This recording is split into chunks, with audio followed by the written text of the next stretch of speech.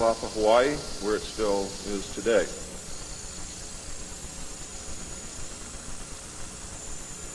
Some of the information is based upon research derived from the information that I saw. For instance, in the documents that I saw, it was stated that President Eisenhower had commissioned a group called the Jason Scholars, which was stated to have been a secret society of scholars,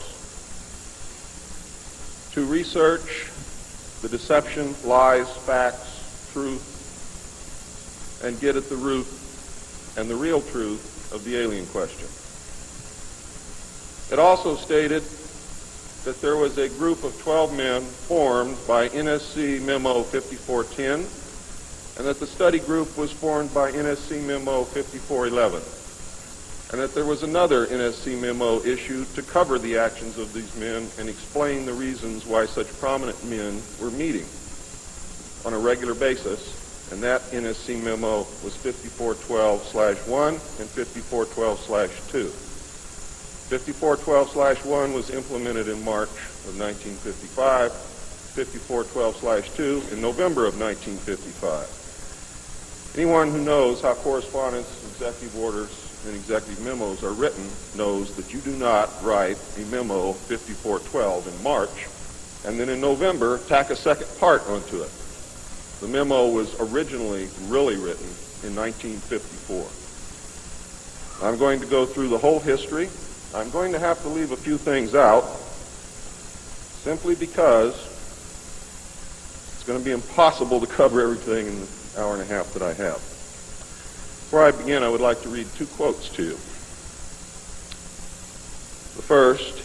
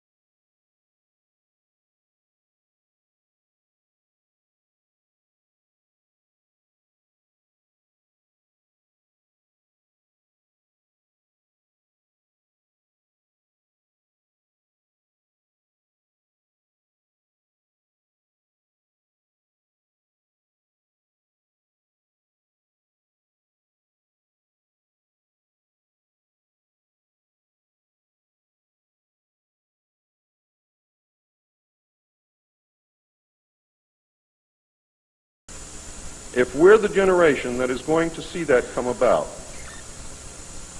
I don't know if you've noted any of those prophecies lately, but believe me, they certainly describe the times we're going through. Now, ladies and gentlemen, during this talk that I'm going to give you, I'm going to explain to you the history of this phenomenon, who the secret government really is, and I will name them by name, beginning group, the study group. I will tell you who they are today. I'm going to tell you what this is all about. I'm going to tell you who's selling drugs to your children. And I'm going to tell you why the United States government is afraid for you to find out what the truth is regarding UFOs.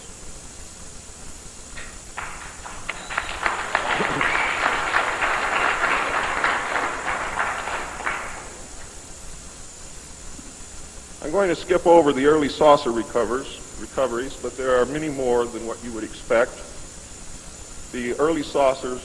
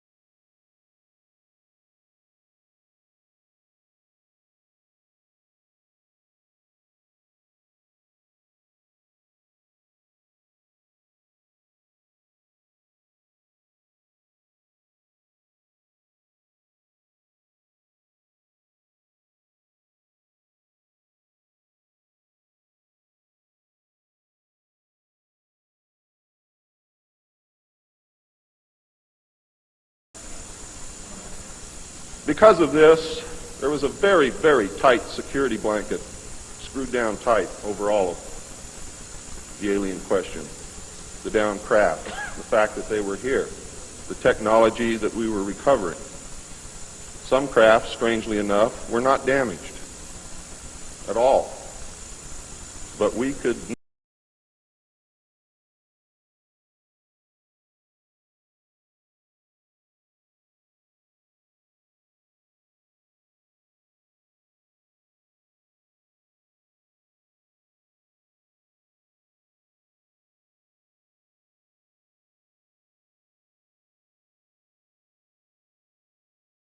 to be a clean reactor, and the craft, this particular craft, used or seemed to use water as fuel.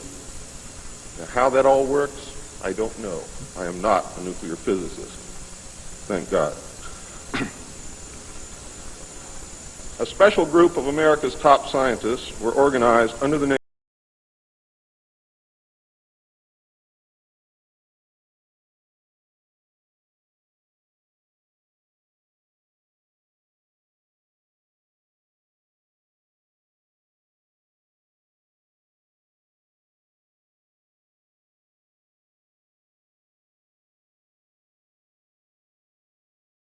Blue Book was formed under Grudge.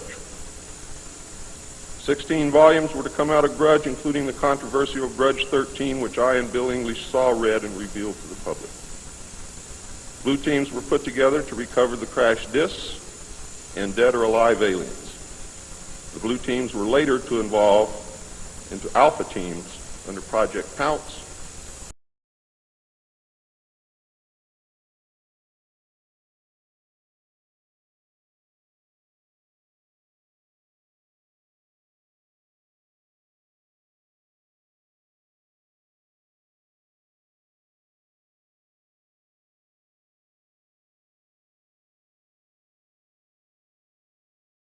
by presidential executive order, first as the Central Intelligence Group for the express purpose of dealing with the alien presence. Later, the National Security Act was passed, establishing it as the Central Intelligence Agency. The National Security Council was established to oversee the intelligence community and especially the alien endeavor. It was not created specifically to form national policy. In fact, you can say that the National Security Council was the forerunner of MJ-12, and there was another group between MJ-12 and the National Security Council, which is to come later. A series of National Security Council memos and executive orders removed the CIA from the sole task of gathering foreign intelligence and slowly but thoroughly legalized direct action in the form of covert activities at home and abroad. On December 9, 1947, Truman approved issuance of NSC-4, entitled Coordination of Foreign Intelligence Information Measures, at the urging of Secretaries Marshall, Forrestal, Patterson, and the Director of the State Department's Policy Planning Staff, Kennan, who, by the way, were all members of the Council on Foreign Relations.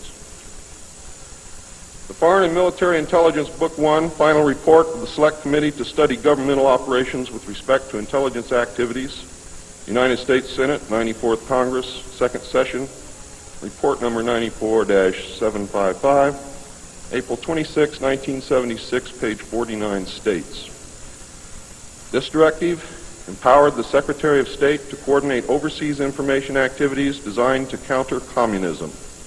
A top-secret annex to NSC-4, which was NSC-4 Alpha, or 4A, for those of you who are confused by military terms, instructed the Director of Central Intelligence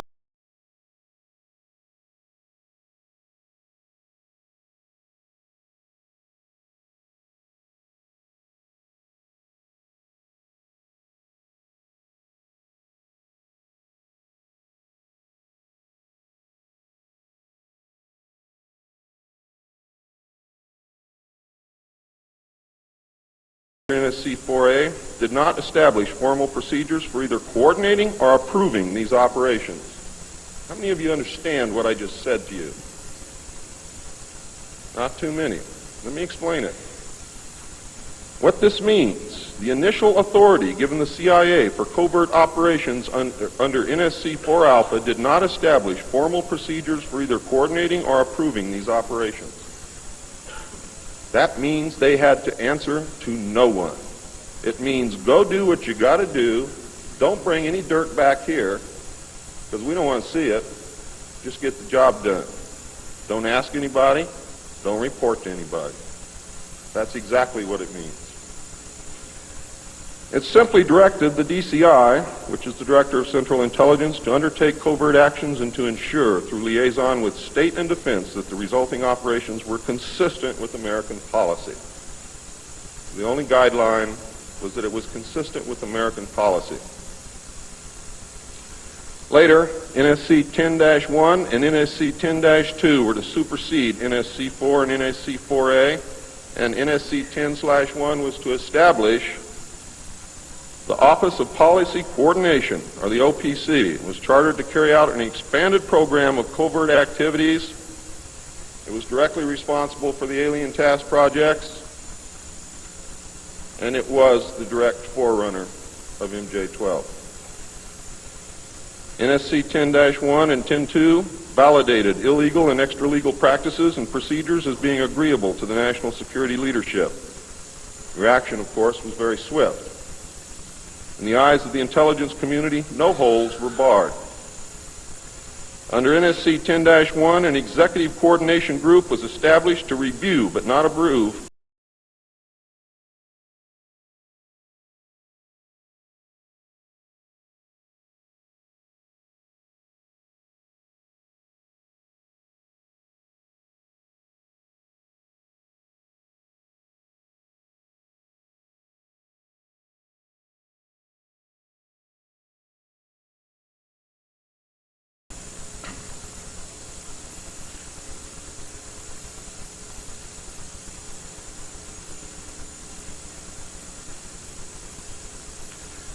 the ECG was secretly tasked to coordinate the alien projects. NSC 10-1 and 2 were interpreted to mean that no one at the top wanted to know about anything until it was over and successful.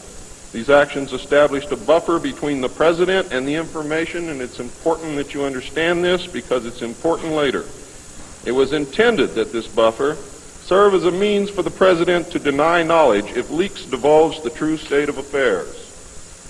That is to prevent the collapse of the government. If the President can stand up and say, I didn't know about it, the government can survive. If the President cannot say that, then you have a very, very dangerous situation indeed. The buffer was used in later years for the purpose of effectively isolating succeeding presidents from any knowledge of the alien presence other than what the secret government and the intelligence community wanted them to know.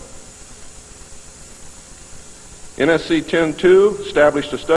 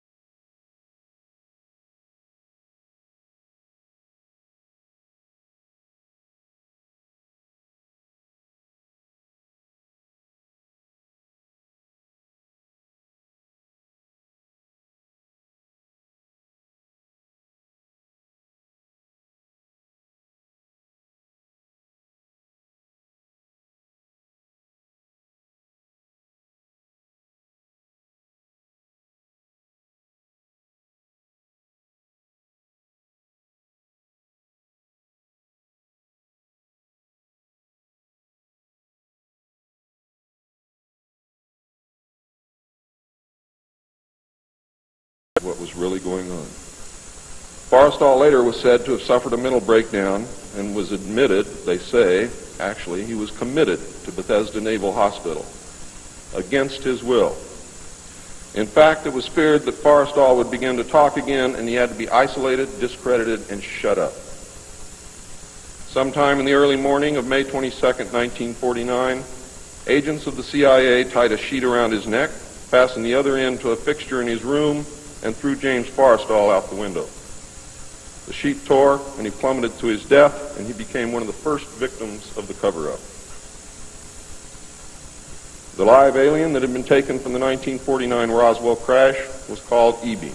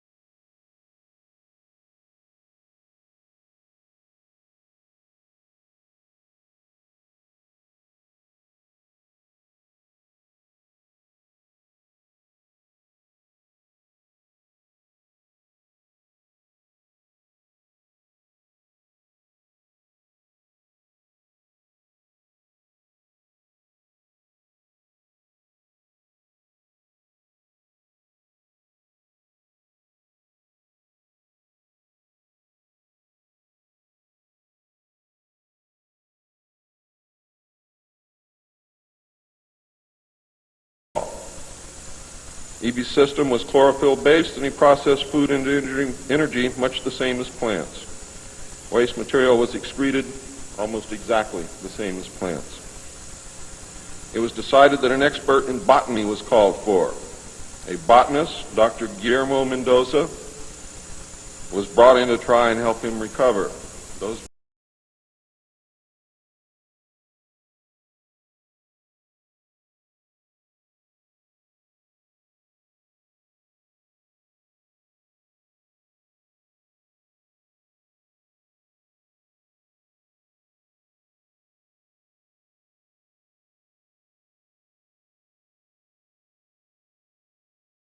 biology.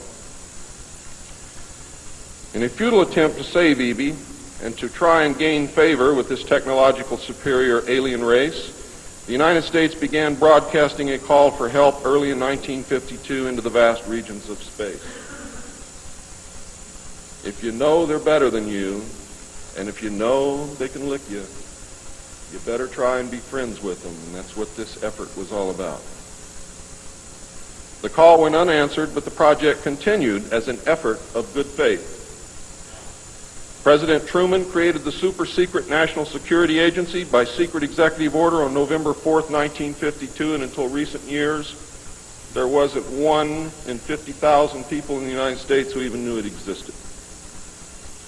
Its primary purpose was to decipher the alien communications and language and establish a dialogue with the aliens. This most urgent task was a continuation of the earlier effort and was codenamed Sigma. The secondary purpose of the NSA was to monitor all communications and emissions from any and all devices worldwide for the purpose of gathering intelligence, both human and alien, and to contain the secret of the alien presence. Project Sigma, ladies and gentlemen, was extremely successful. The NSA also maintains communications with the Luna base and other secret space programs.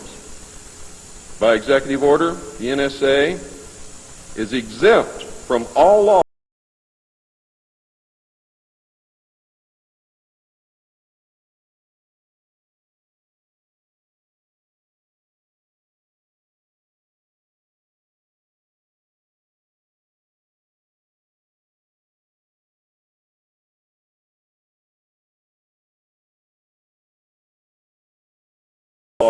as specifically being subject to that law by executive order of the President of the United States. That means that if the agency is not spelled out in the text of any and every law passed by the Congress, it is not subject to that or those laws. The NSA now performs many other duties and in fact is the premier agency within the intelligence community. Today, the NSA receives 75% of the monies allotted to the intelligence community. And the old sayings, ladies and gentlemen, where the money goes, therein the power resides, is absolutely true.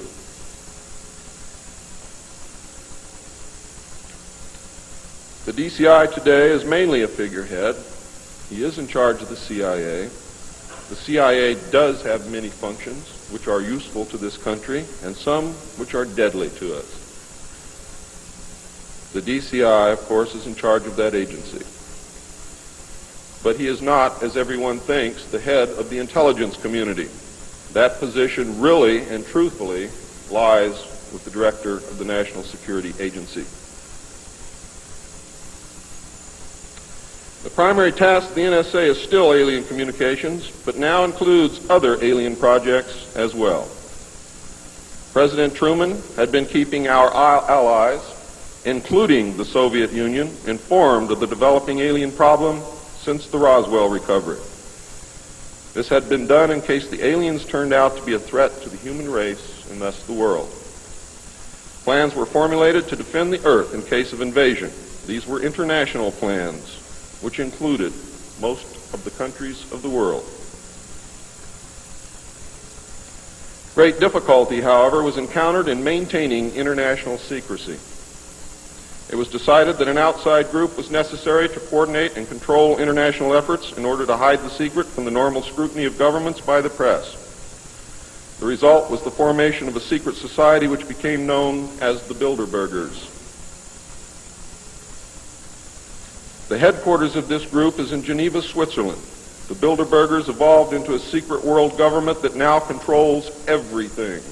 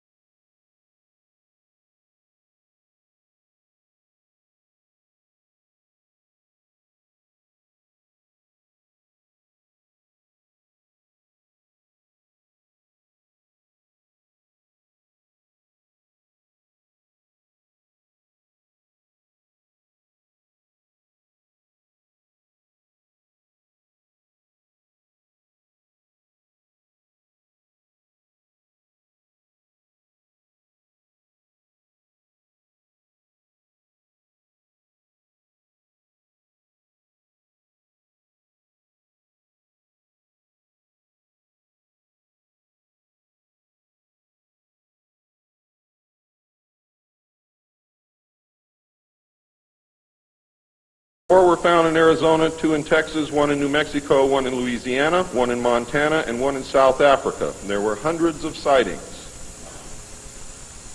Why were so many craft crashing? Because the government was scared. And when they found out that the radar was downing the craft, they started aiming the radar at the craft with lock-on radar and pumped the juice through. And they brought as many down as they could.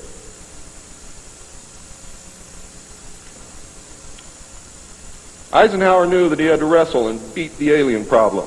He knew that he could not do it by revealing the secret to the Congress because, in fact, isn't that the same as telling the public? Early in 1953, the new president turned to his friend and fellow member of the Council on Foreign Relations, Nelson Rockefeller, for help with the alien problem. Eisenhower and Rockefeller began planning the secret structure of alien task supervision, which was to become a reality within 1 year. The idea for MJ-12 was thus born. It was Nelson's uncle Winthrop Aldrich who had been crucial in convincing Eisenhower to even run for president. The whole Rockefeller family, and with them the Rockefeller empire, had solidly backed Eisenhower. Asking Rockefeller for help with the alien problem was to be the biggest mistake Eisenhower ever made for the future of the United States and most probably all of humanity, as you will soon see. What he literally did with this act, ladies and gentlemen, is abdicate the presidency to a secret group. Within 1 week of Eisenhower's election, he had appointed Nelson Rockefeller chairman of a presidential advisory committee on government organization. Rockefeller was responsible for planning the reorganization of the government. New Deal programs went into one single cabinet position called the Department of Health, Education, and Welfare. When the Congress approved the new cabinet position in April of 1953, Nelson was named to the post of Undersecretary to Ovida Culp Hobby. In 1953, also, astronomers discovered large objects in space which were moving toward the Earth, and it was first believed that they were asteroids. However, if you know much about astronomy, you know that you can predict or project backward orbital paths of bodies in space and determine where they come from, what they're doing, where they're going, and what their orbital path really is. Well, this failed to pan out, and the evidence proved that the objects could only be spaceships intelligently guided. Project Sigma intercepted alien communications, and when the objects reached the Earth, they took up a very high orbit around the equator. There were several huge ships, and their actual intent was unknown. Project Sigma and a new Project Plato, through radio communications,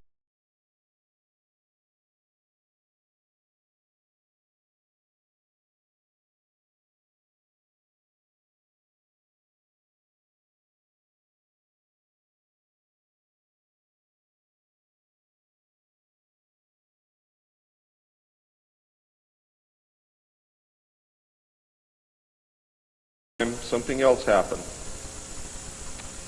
In the meantime, a race of human-looking aliens contacted the United States government. Where this happened, I do not know. I wish that I did. This alien group warned us against the aliens that were orbiting the equator and offered to help us with our spiritual development. They demanded that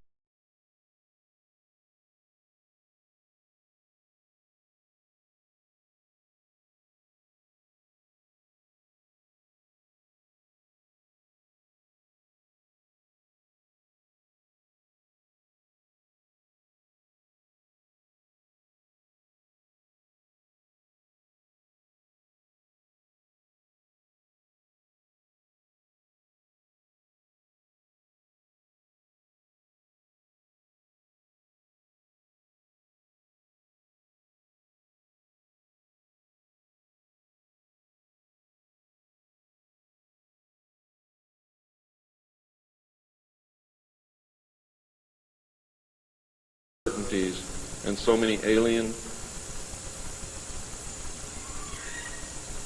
surprises staring them directly in the face. It was believed that meeting that condition would leave us helpless in the face of an obvious alien threat. We also had nothing in history to help with the decision. Nuclear disarmament was not considered to be within the best interests of the United States, and the overtures were rejected. Later in 1954, the race of large-nosed gray aliens which had been orbiting the Earth landed at Holloman Air Force Base. It happened in 1954, ladies and gentlemen. If you take everything that Bob Ebenegger has ever said and subtract 10 years from it, you will be right on the money. A basic agreement was reached. An alien named Krill was left as a pledge that they would return and formalize the agreement. In fact, he was a hostage. This race identified themselves as originating from a planet around a red star in the constellation of Orion, which we call Betelgeuse. I believe that that's a lie. They lie a lot, and they deceive a lot. And it is evident through every action that they've ever done with us. The truth is, ladies and gentlemen, these creatures might be from Mars, really. They claim that they are from a planet which revolves around the red star, which we call Betelgeuse. They stated that their planet was dying and that at some unknown future time they would no longer be able to survive there. This led to a second landing at Edwards Air Force Base. The historical event had been planned in advance and details of the treaty had already been agreed upon. Eisenhower arranged to be in Palm Springs on vacation. On the appointed day, the President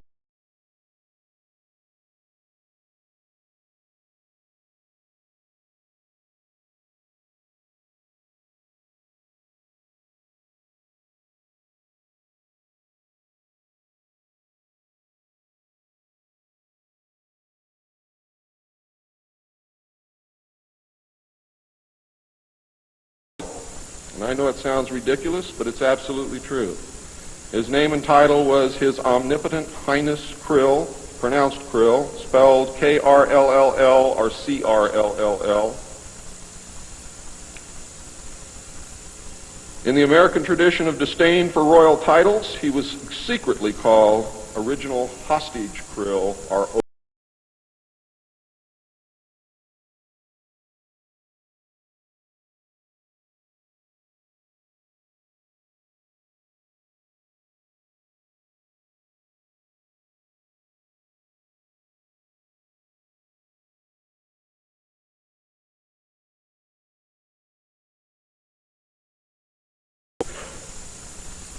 It is displayed on their craft and worn on their chest on their uniforms. Both of these landings in the second meeting were filmed, and the film exists today.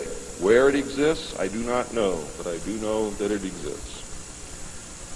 The treaty stated, the aliens would not interfere in our affairs, and we would not interfere in theirs. We were particularly interested that they do not interfere with anything that would affect our future, which has been violated.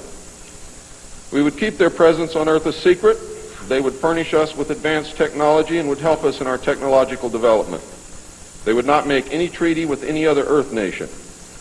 They could abduct humans on a limited and periodic basis for the purpose of medical examination and monitoring of our development, with the stipulation that the humans would not be harmed, would be returned to their point of abduction, that the humans would have no memory of the event, and that the alien nation would furnish MJ-12 with a list of all human contacts and abductees on a regularly scheduled basis, and this is not being done.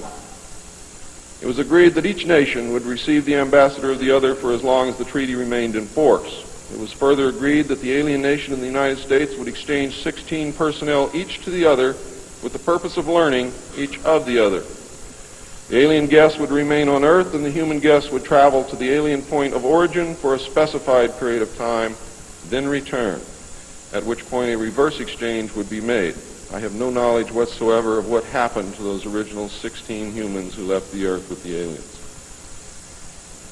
It was also agreed that bases would be constructed underground for the use of the alien nation, and that 2 bases would be constructed for the joint use of the alien nation and the United States government. The base at Dulce is one. The base at S4 in the area known as Area 51 or Dreamland is the second.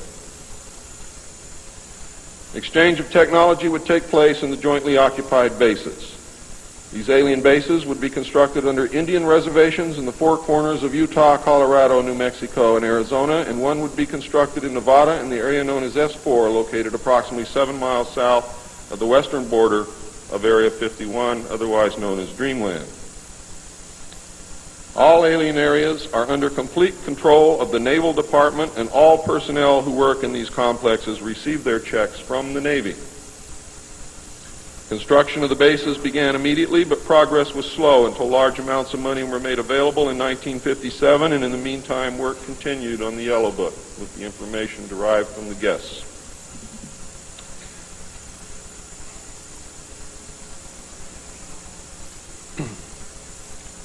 I would like to say at this time that the movie that most of you may have seen, how many of you saw Close Encounters of the Third Kind? That movie was absolutely true. Those events did take place, not exactly as you saw them, not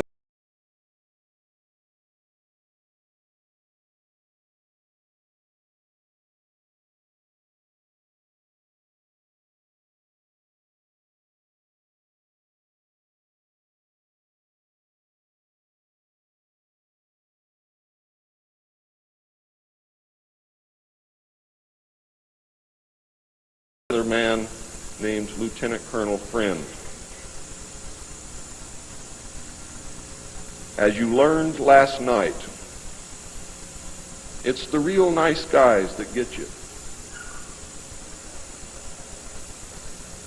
Right, Phil?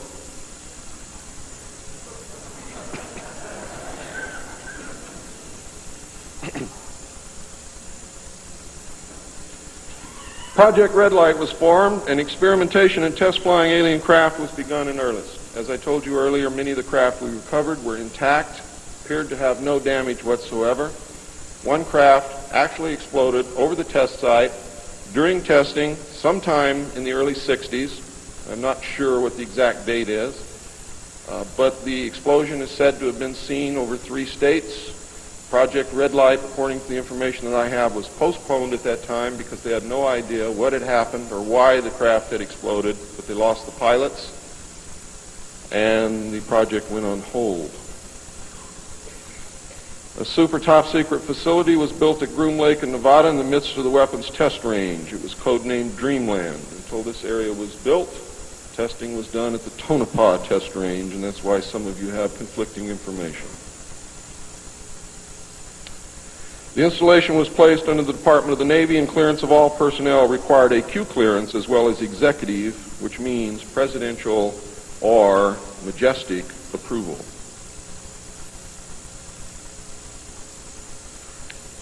This is ironic due to the fact that the President of the United States does not have clearance to visit the site. How many of you did not know that? The President of the United States cannot enter Area 51. There are very many other areas which he cannot enter also. The alien base and exchange of technology actually took place in an area known as S4. Area S4 was codenamed the Dark Side of the Moon. The Army was tasked to form a super-secret organization to furnish security for all alien task projects. This organization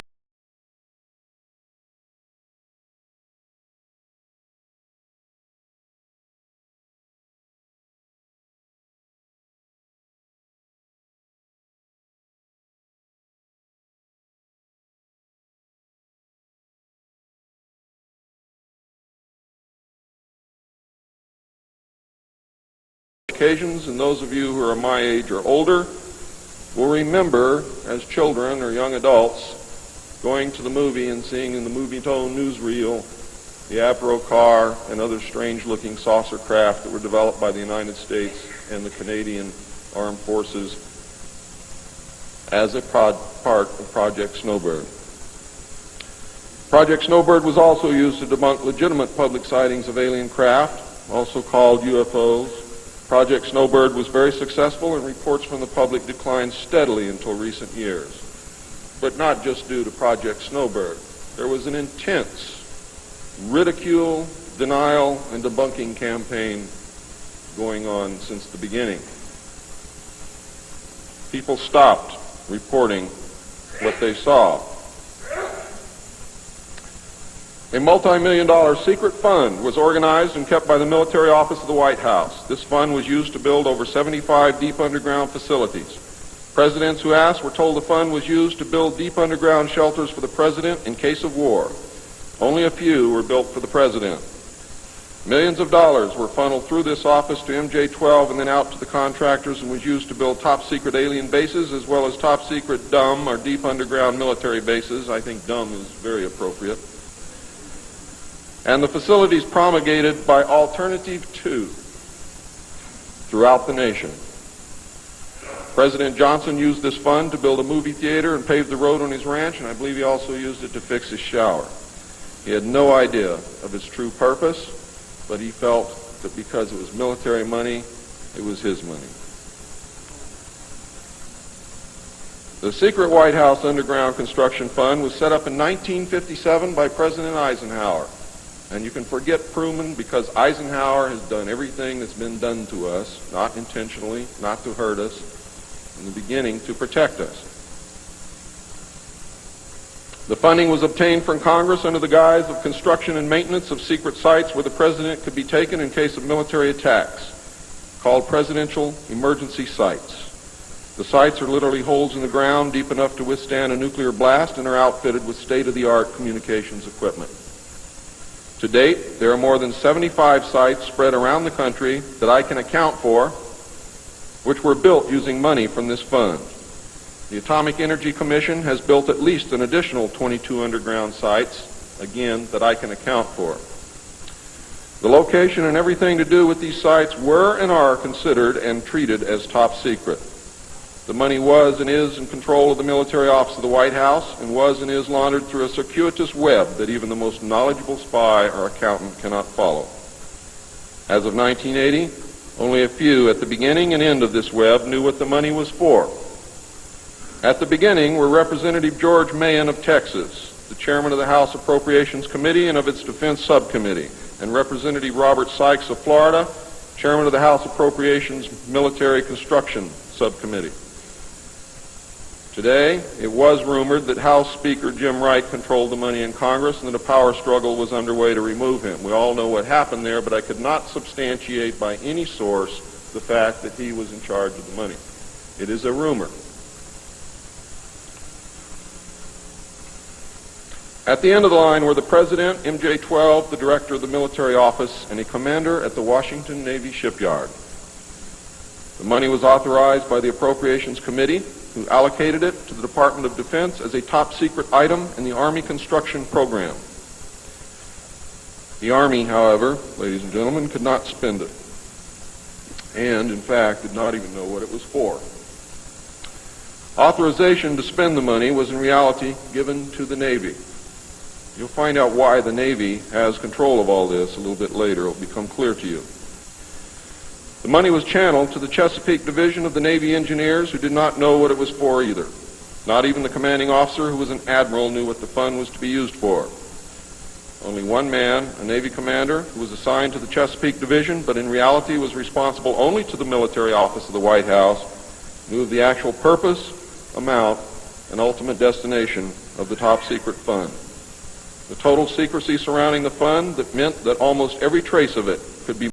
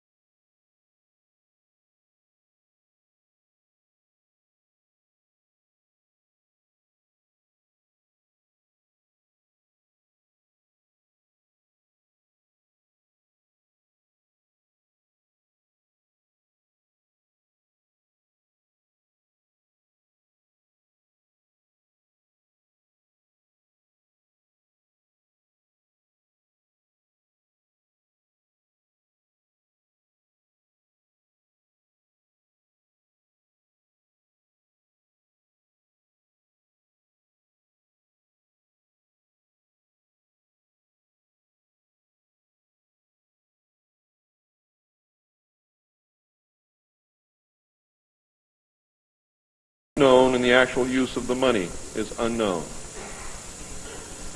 Meanwhile, back at the ranch, Nelson Rockefeller changed positions again. He had been in sort of a holding position until the time was ripe, and now the time was right. This time he was to take C.D. Jackson's old position, which had been called the Special Assistant for Psychological Strategy. With Nelson's appointment, the name was changed to the Special Assistant for Cold War Strategy. This position would evolve over the years into the same position Henry Kissinger was ultimately to hold under President Nixon. Officially, he was to give advice and assistance in the development of increased understanding and cooperation among all peoples. Sounds very nice and innocent, doesn't it? The official description, of course, was a smokescreen. For secretly, he was the presidential coordinator for the intelligence community. In his new post, Rockefeller reported directly and only to the President. He attended meetings of the Cabinet, the Council on Foreign Economic Policy, and the National Security Council, which was the highest policy-making body in the government. Nelson Rockefeller was also given a second important job as the head of the secret unit called the Planning Coordination Group, which was formed under NSC 5412/1 in March of 1955. However, the memo was written in 1954 at the same time that NSC 5410 and NSC 5411 were written. It was not used until it was needed. The group consisted of different ad hoc members depending upon the subject on the agenda. The basic members were Rockefeller, a representative of the Department of Defense, a representative of the Department of State, and the Director of Central Intelligence. It was soon called the 5412 Committee or the Special Group. NSC 5412/1 established the rule, for the first time, established the rule that covert operations were subject to approval by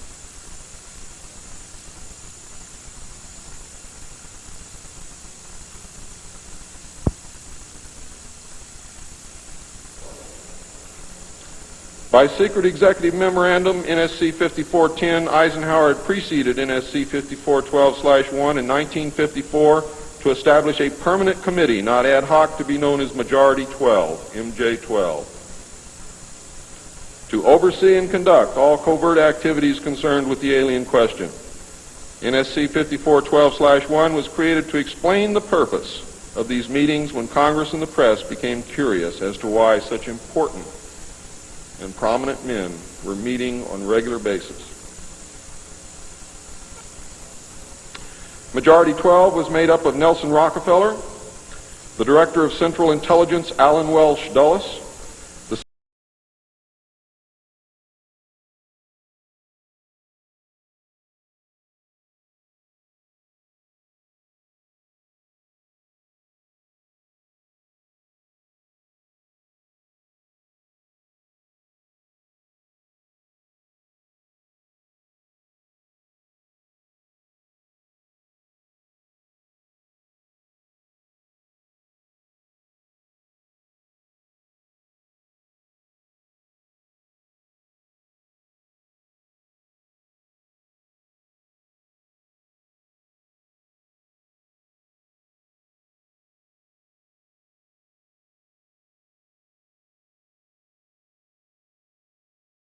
Bill. Thought I didn't know it, didn't you? Fooled you. Are the Jason Scholars, who recruited their members from the Skull and Bones and the Scroll and Key societies of Harvard and Yale. And that was stated verbatim in Operation Majority. The wise men were key members of the Council on Foreign Relations. There were 12 members, including the first 6 from government positions, thus Majority 12. This group was made up over the years of the top officers and directors of the Council on Foreign Relations and later the Trilateral Commission. Gordon Dean, George Bush, and Zbigniew Brzezinski were among them. The most important, however,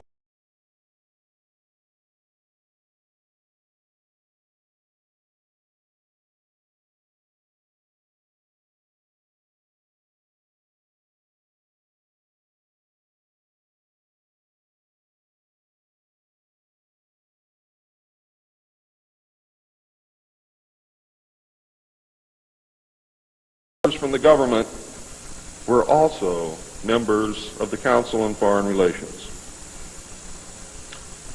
Thorough researchers will soon discover that not all of the wise men attended Harvard or Yale, and not all of them were chosen for Skull and Bones or Scroll and Key membership during their college years.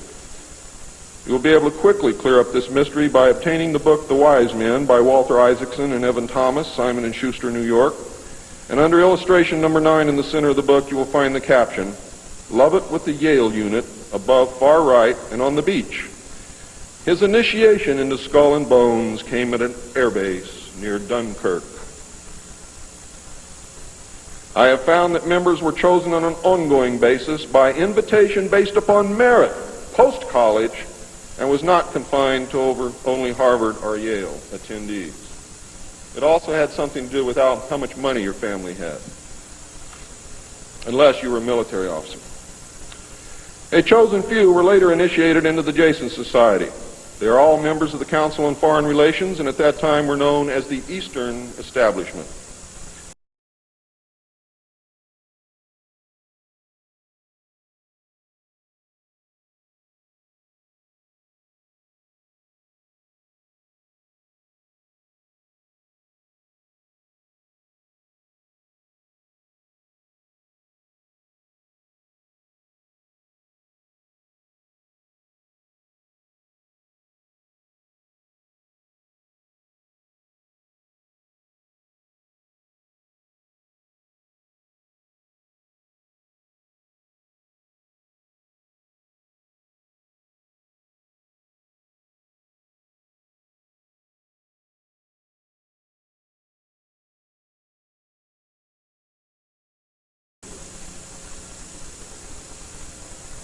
In the Johnson administration, it became the 303 Committee, named after the room that they met in at the White House when they met at the White House. Because the name 5412 had been compromised in the book The Secret Government. Actually, it was not compromised. It was intentionally leaked to explain the purpose of the meeting of these men, so that no one would go looking for NSC 5410 and NSC 5411. And I wish you all luck. I hope that you're able to dig it out.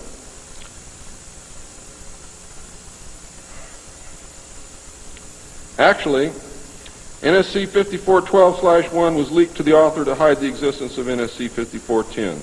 Under Nixon, Ford, and Carter, it was called the 40 Committee, and under Reagan, it became the PI 40 Committee. But over all those years, only the name changed. The positions remained the same. By 1955, it became obvious that the aliens had deceived Eisenhower and had broken the treaty.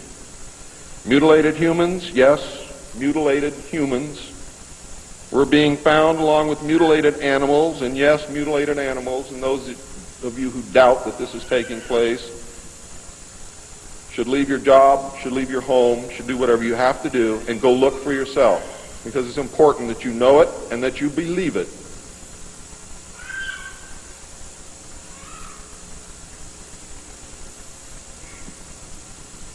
These things were being found all across the United States. It was suspected that the aliens were not submitting a complete list of human contacts and abductees to MJ-12, and it was suspected that not all abductees had been returned, and this has been verified. The Soviet Union was suspected of interacting with them, and this proved also to be true. It was learned that the aliens had been and were then manipulating masses of people through secret societies, witchcraft, magic, the occult, and religion. After several Air Force combat air engagements with alien craft, it also became apparent that our weapons were no match against theirs. In November of 1955, NSC 5412/2 was issued, establishing a study committee to explore all factors which are involved in the making and implementing of foreign policy in the nuclear age. This, again, was only a blanket of snow that covered the real subject of study, which was the alien question. For, in fact, 5412/2 had, as I told you earlier, been written in 1954.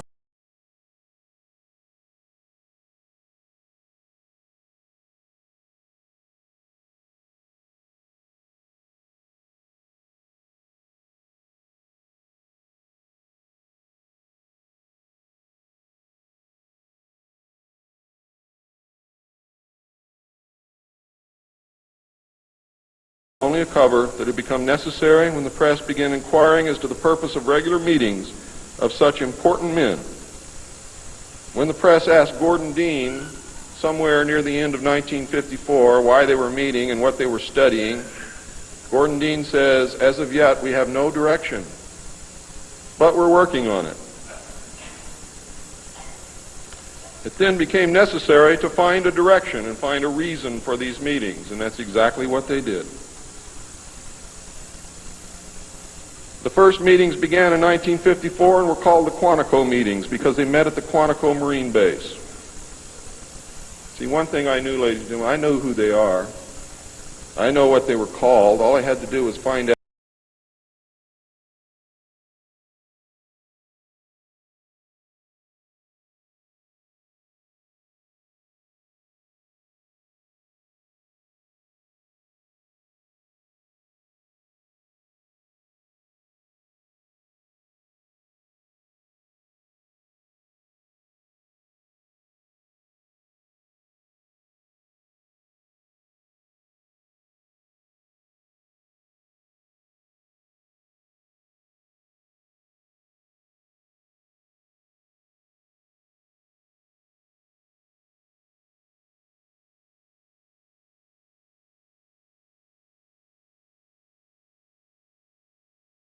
I'm going to read you the study group members now. For those of you who know who these people are, you're going to be amazed. Those of you who do not, I advise that you purchase a copy of my text, which will be on sale at the minute that I finish my last word.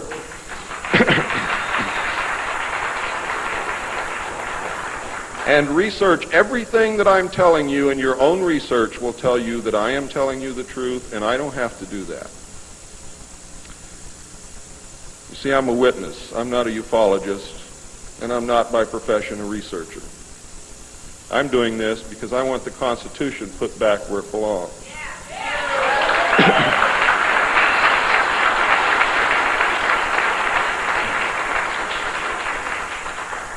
The study group members were Gordon Dean, chairman, one of the most powerful men in the United States at that time. Dr. Zbigniew Brzezinski, study director for the first phase. Dr. Henry Kissinger, study director for the second phase. Dr. Edward Teller represented the scientific community.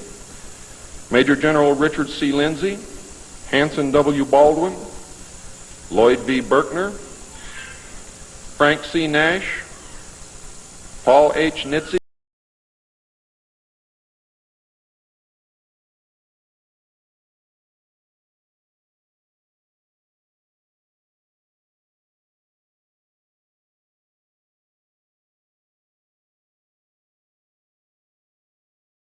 General James M. Gavin, Carl P. Haskins, James T. Hill, Jr., Joseph E. Johnson, Mervyn J. Kelly, Frank Altschul, Hamilton Fish Armstrong, Major General James McCormick, Jr., Robert R. Bowie, McGeorge Bundy, William A. M. Burden, John C. Campbell, Thomas K. Findletter, George S. Franklin, Jr., I. Rabbi, Roswell L. Gilpatrick, N. E. Hallaby, General Walter Bedell Smith, called Beadle,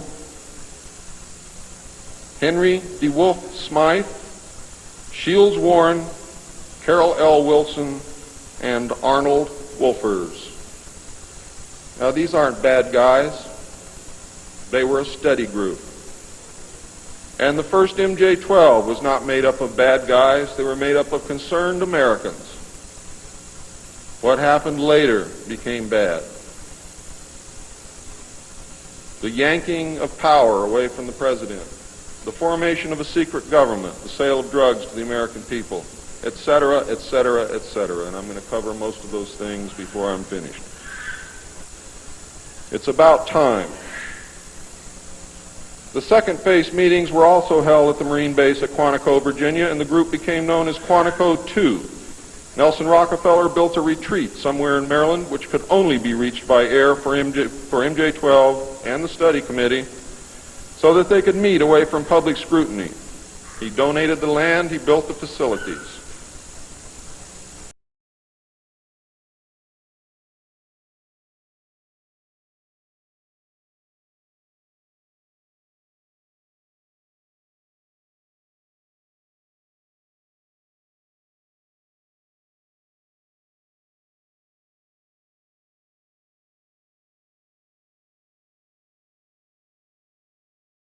Library and meeting facilities exist at the location.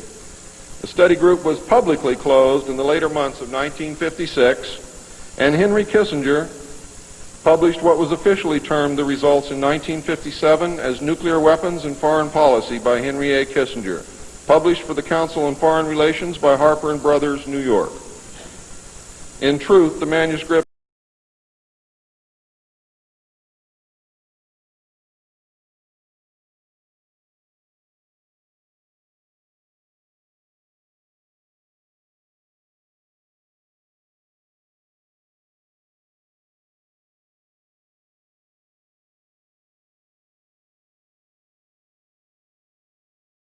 in another world which held no room for anyone else. Now, when they say that he would not speak to anyone or respond to anyone, they meant it literally. I find these statements very revealing. The revelations of the alien presence and actions during the study must have been a great shock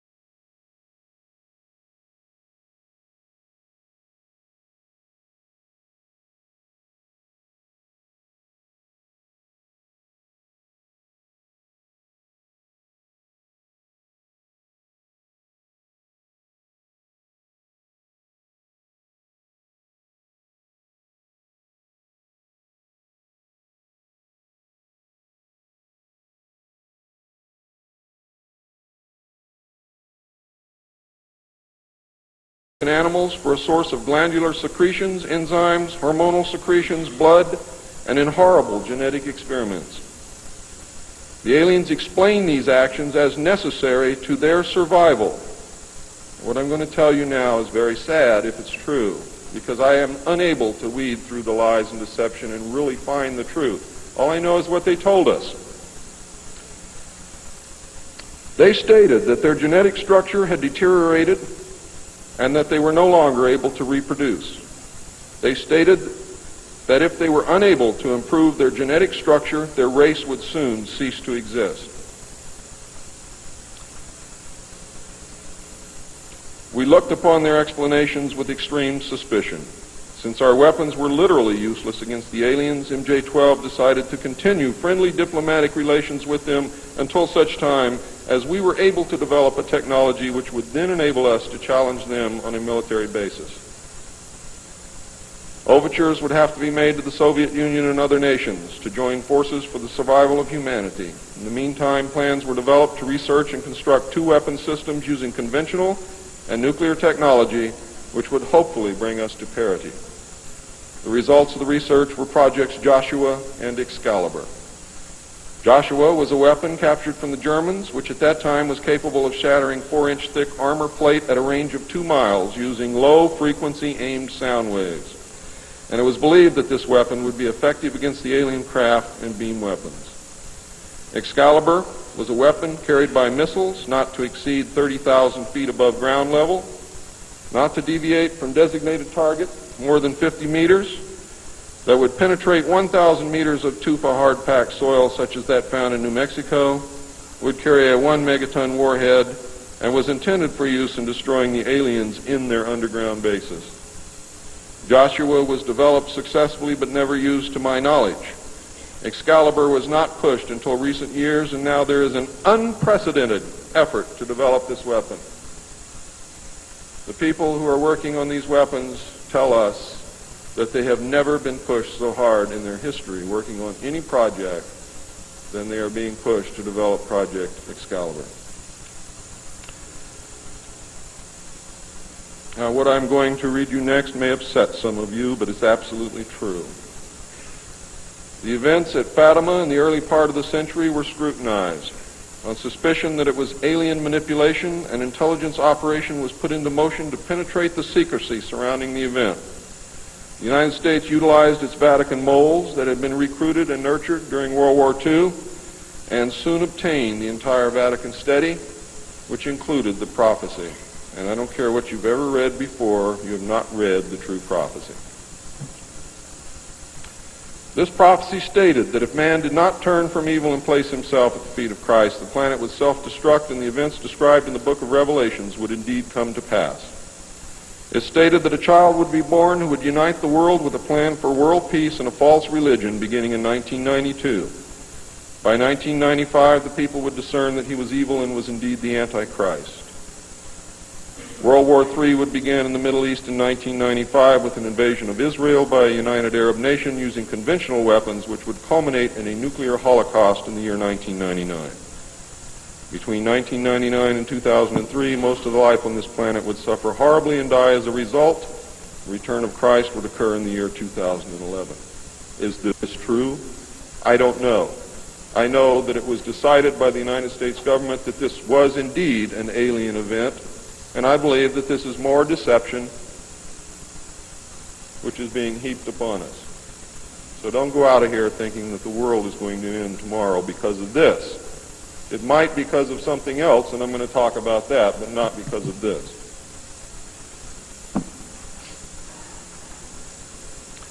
When the aliens were confronted with this finding, they confirmed that it was true.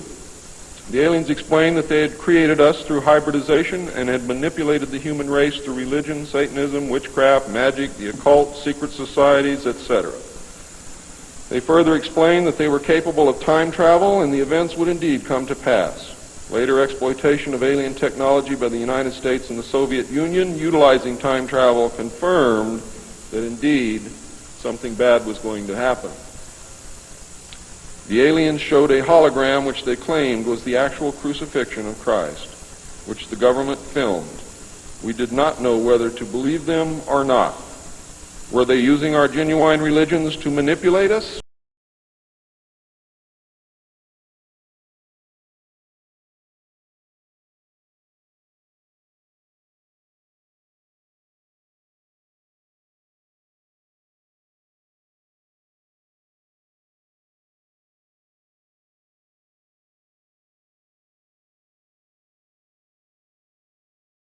The symposium was held in 1957, which was attended by some of the great scientific minds then living. It was held in Huntsville, Alabama.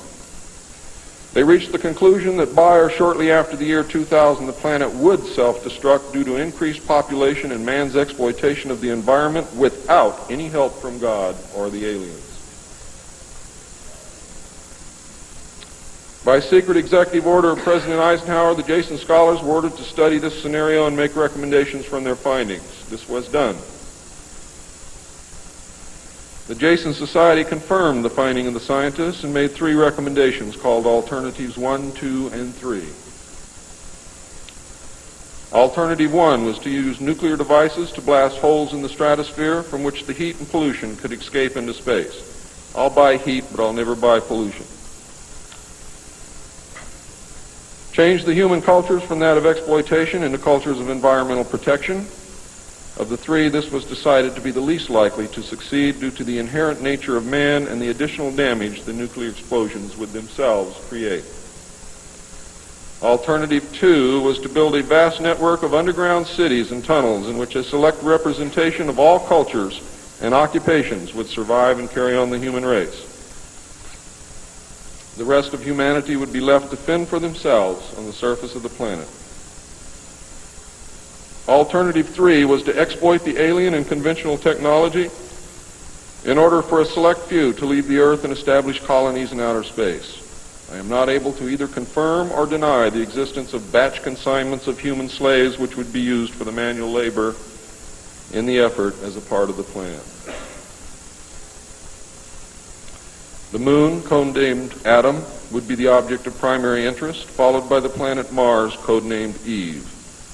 As a delaying action, all 3 alternatives included birth control, sterilization, forced if necessary, and the introduction of deadly microbes to control or slow the growth of the Earth's population. AIDS is only one result of these plans. There are others.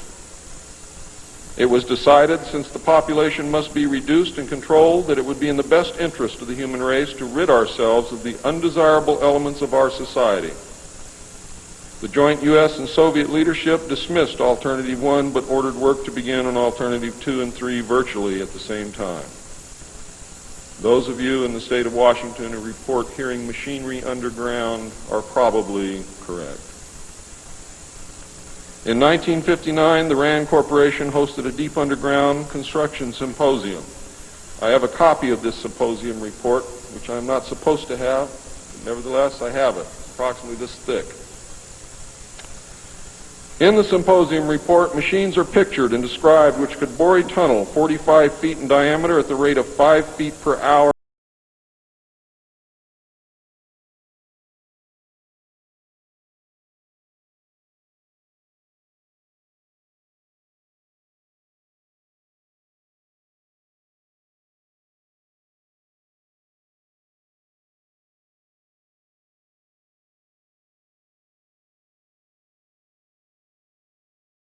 Funding the Alien Connected and other black projects was to corner the illegal drug market.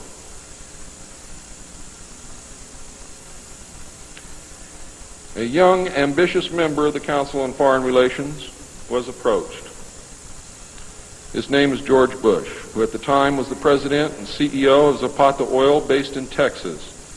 Zapata Oil was experimenting with the new technology of offshore drilling. It was correctly thought that the drugs could be shipped from South America to the offshore platforms by fishing boat, where it would then be taken to shore by the normal transportation used for supplies and personnel. By this method, no customs or law enforcement agency would subject the cargo to search. George Bush agreed to help and organize the operation.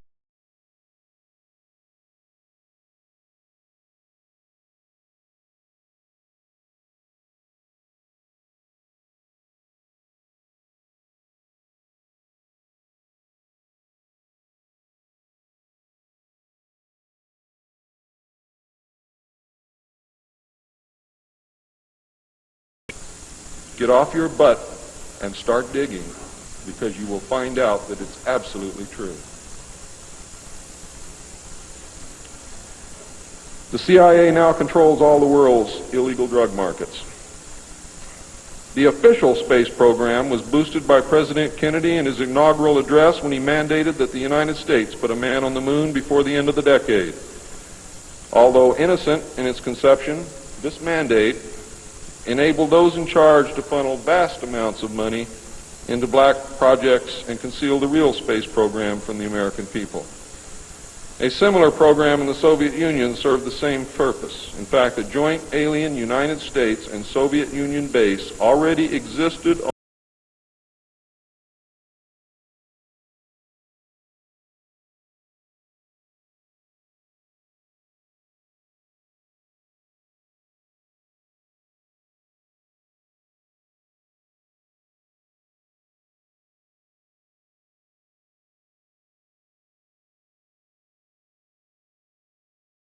Russian alien facility.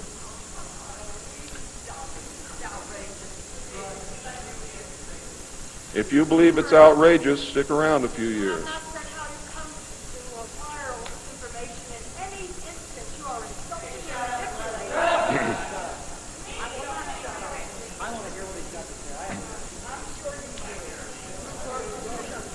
This is very disturbing information, and I don't expect anyone to believe it.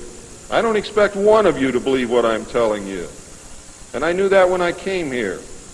I'm not one of you. I'm not a ufologist. I'm not a researcher. I have an obligation to inform the public, and once that's done, I've done my job. From then on, it's up.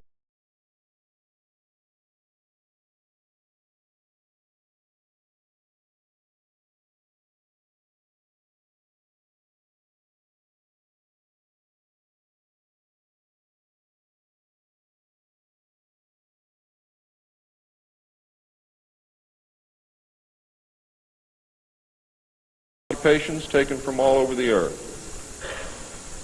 A public charade of antagonism between the Soviet Union and the United States has been maintained over all these years in order to fund projects in the name of national defense, when in fact we are the closest allies.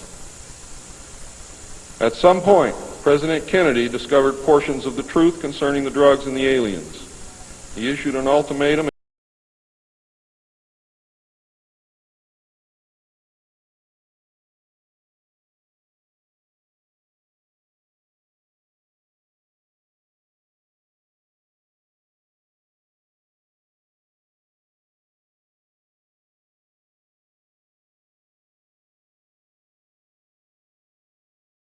or alternative 3 that I can find out.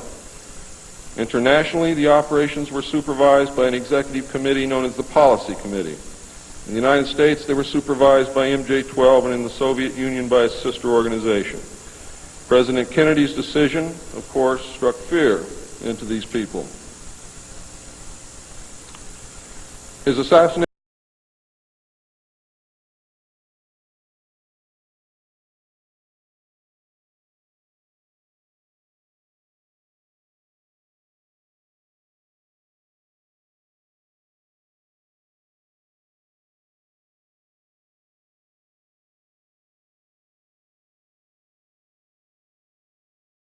not Kennedy when you view the film, when you can find a film that even shows it. All of the witnesses who were close enough to the car to see William Greer shoot Kennedy were themselves all murdered within 2 years of the event. That's fact. The Warren Commission was a farce, and Council on Foreign Relations members made up the majority of its panel.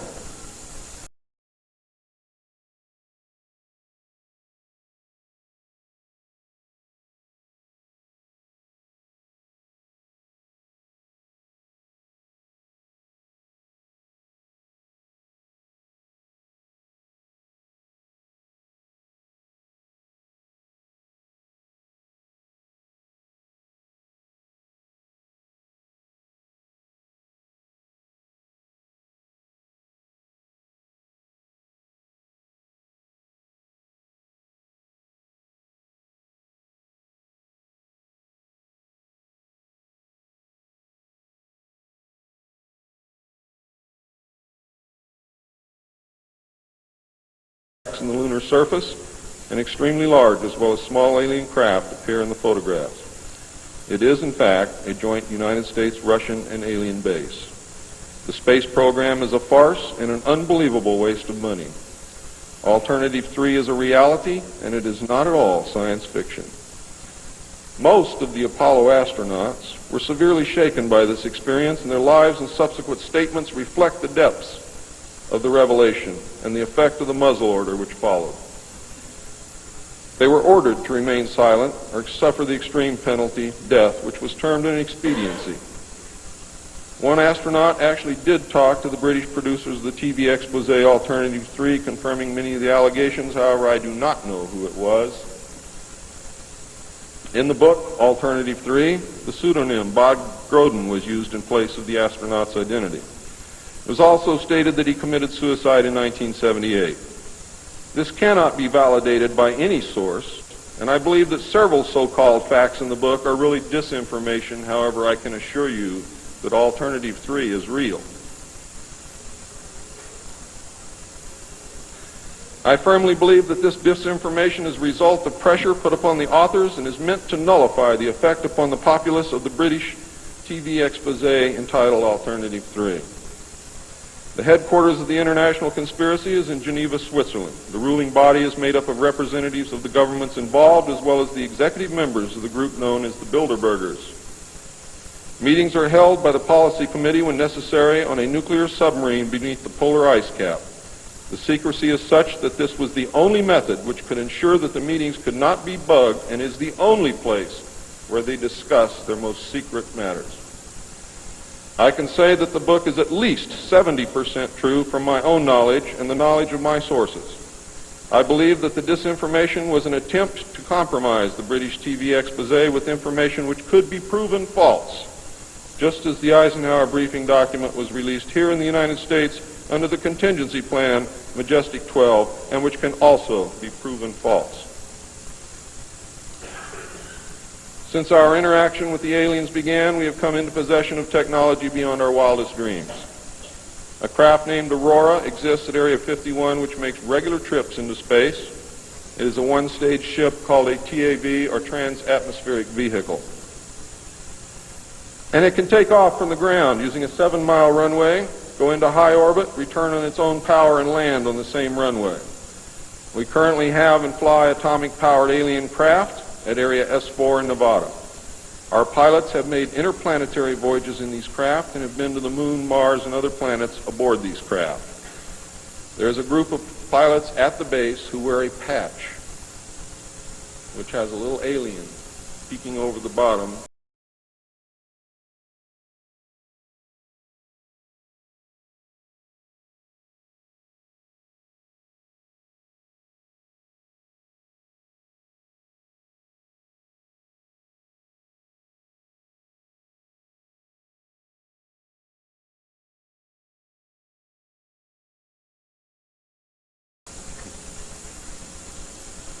We have been lied to about the true nature of the Moon, the planets Mars and Venus, and the real state of technology that we possess today at this very moment. There are areas in the Moon where plant life grows and even changes color with the seasons. And this seasonal effect is because the Moon does not, as claimed, always present the exact same side to the Earth or the Sun. There is an area that wobbles in and out of darkness on a seasonal basis, and it is near this area that the plant life grows. The Moon does have a few man-made lakes and ponds upon its surface, and clouds have been observed and filmed in its atmosphere. How many of you remember the period of time, several years, when almost every reported alien craft that was reported landed was on or near water and appeared to be pumping water into the craft? How many of you remember that? Quite a few. The water went to the Moon, ladies and gentlemen, to change the Moon. And it is working.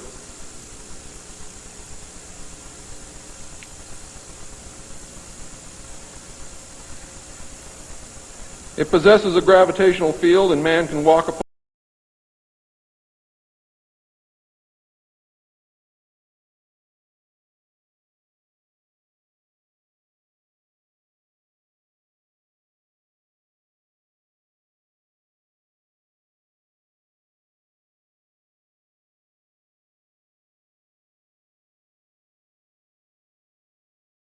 that's dissolved in your tissues and in your bones and in the fluids in your body that causes you the problem.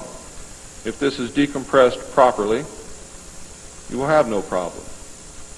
All you need is a very small amount of oxygen, a very small pressure to breathe. You will suffer no harm, except for one thing, that oxygen becomes toxic after breathing it over a long period of time. Therefore, excursions would have to be of a minimal time length. Other than that, there is no reason why you or anyone else cannot walk on the surface of the moon or in space in a vacuum without a spacesuit. How do I know? I used to be one of the world's experts on deep sea mixed gas breathing mixtures for divers and on deep saturation diving. When I was the head of the department of the mixed gas deep saturation diving division of the College of Oceaneering. And I can tell you now, it's much easier to decompress to a vacuum and walk on the surface of the moon than it is to bring a man up from 600 feet.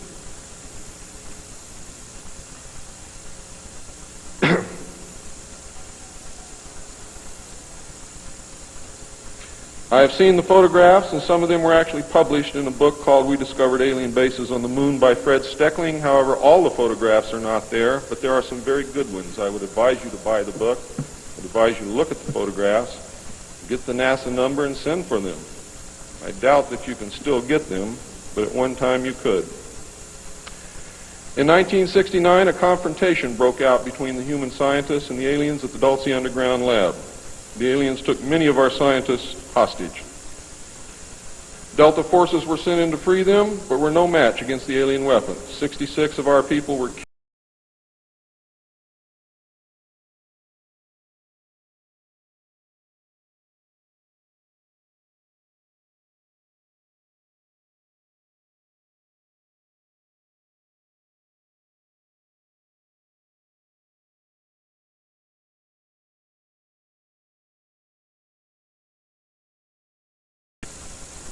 I'm gone past my limit.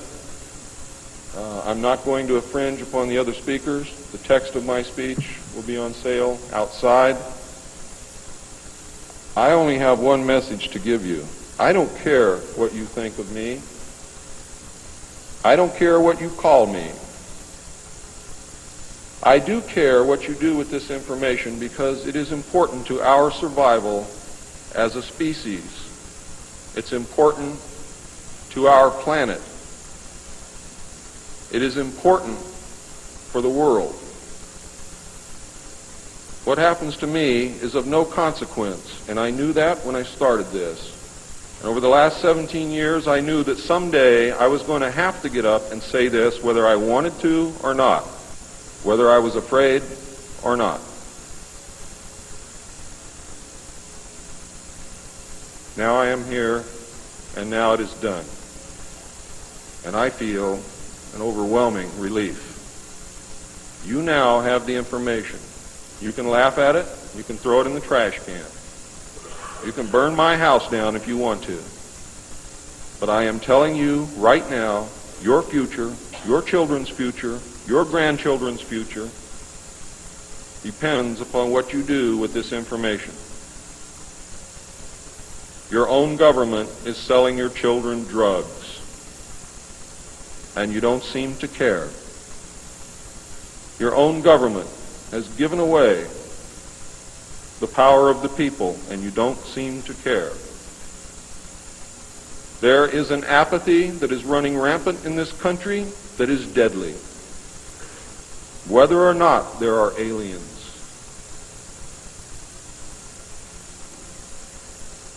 We are truly now, at this moment, a nation of sheep.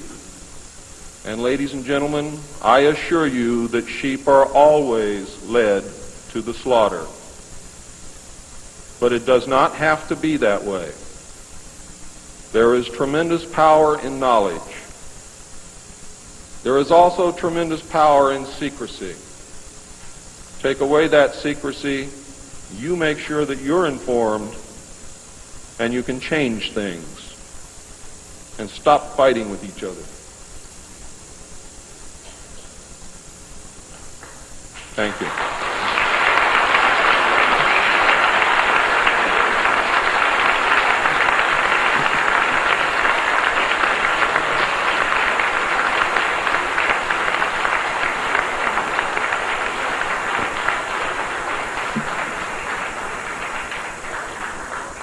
this time, ladies and gentlemen, I think a 5-minute break is in order. What do you think, John? It's been a long time. Please keep it to 5 minutes because we really are very limited on time.